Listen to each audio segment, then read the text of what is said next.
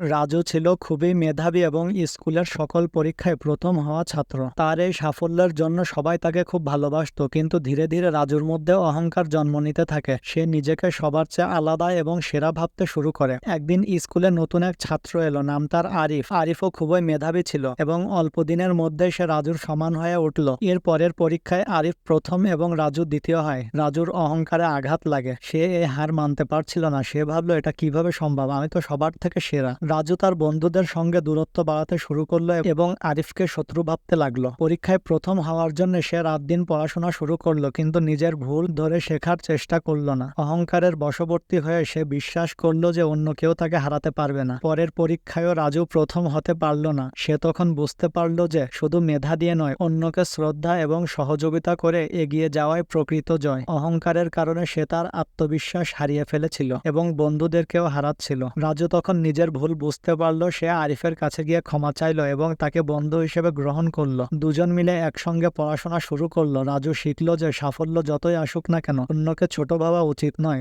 অহংকার মানুষকে ধ্বংসের পথে নিয়ে যায়।